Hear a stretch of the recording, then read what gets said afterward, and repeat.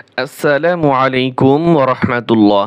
প্রিয় কোরআন শিক্ষার্থী বন্ধুরা, আজকের এই ভিডিওতে আমরা মুরাক্কাব অবস্থায় ২৯ হরফের বিভিন্ন রূপ সম্পর্কে আলোচনা করব। এর আগের ভিডিওতে আমরা মুরাক্কাব নিয়ে আলোচনা করেছিলাম। মুরাক্কাব অর্থাৎ আমি আপনাদেরকে বুঝিয়ে বলছি, একটি হরফের সাথে আরও কিছু হরফ একত্রিত করা। যেমন এখানে দেখেন আলিফ, শুধু একটি হরফ, এটা মুরাক্কাব হয় নাই। এখানে হচ্ছে লাম আলিফ, এটা লাম একটা হরফ, আলিফ একটা হরফ, এটাও কিন্তু আলাদা আলাদা হয়েছে। এরপরে এখানে আপনি তাকান, এখানে আলিফ মুরাক্কাব হয় নাই, যে হা মিম দাল, এখানে মুরাক্কাব হয়েছে। একটি হরফের সাথে আরও কিছু হরফ সংযুক্ত করা হয়েছে। মুরাক্কাব শব্দের অর্থই সংযুক্ত করা অথবা একত্রিত করা। তাহলে এখানে হা মিম দাল, এটাকে কি করা হয়েছে? মুরাক্কাব হয়েছে। এখন দেখেন মিম হয়েছে কি? মাঝখানে মুরাক্কাব হয়েছে। আর হা কি হয়েছে? শুরুতে মুরাক্কাব হয়েছে। আর দাল শেষে মুরাক্কাব হয়েছে। তাহলে কিছু হরফ আছে শব্দের শুরুতে মুরাক্কাব হয়, আবার কিছু হরফ আছে শব্দের শেষে মুরাক্কাব হয়। যেমন দাল, দাল সবসময় শব্দের শেষে মুরাক্কাব হয়, কারণ শুরুতে যদি দাল আসে তারপরে কোনো অক্ষর লাগিয়ে লেখা যায় না। এরপরে আছে অ কি? অ শুরুতে যদি আপনি লেখেন তারপরে কোনো অক্ষর লেখা যায় না, কিন্তু অন্যান্য অক্ষর লেখার পরে অ হরফ লেখা যায়। আর হামজা বা আলিফ, এটা কখনোই মুরাক্কাব হয় না। তাহলে এখানে এই বিষয় নিয়ে আমাদের আজকে বিস্তারিত আলোচনা করব। দেখেন, শব্দের শেষে, শব্দের মাঝে, শব্দের শুরুতে বিভিন্ন রূপ হরফ।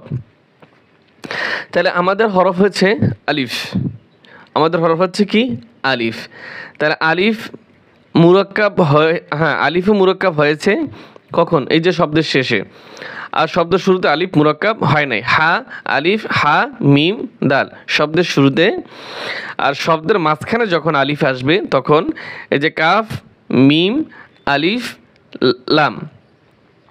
তাহলে আলিফ এখানে শব্দের মাঝখানে, শব্দের শেষে মুরাক্কাব হয়েছে, শব্দের শেষে।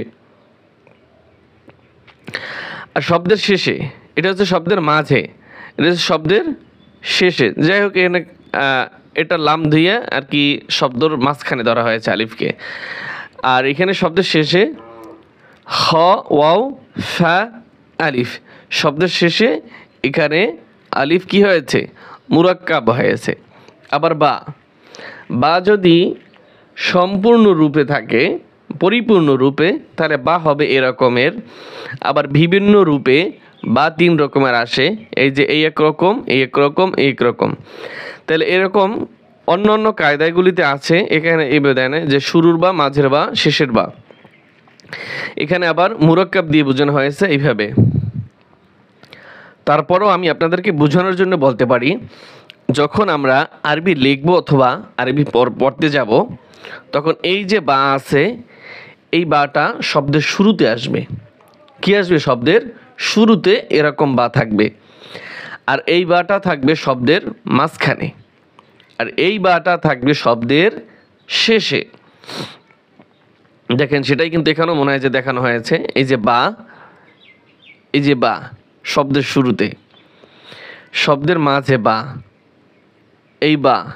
এই বাটা এইখানে, আর শব্দের শেষে বা, এই যে বা বা। তারপরে তা, এটা হচ্ছে পূর্ণতা। যখন আরবি বর্ণমালার ভিতর আপনি দেখবেন এইরকম বা আছে, এইরকম এই একটা বিভিন্ন রূপ, তা তা তা। এই শব্দের শুরুতে তা,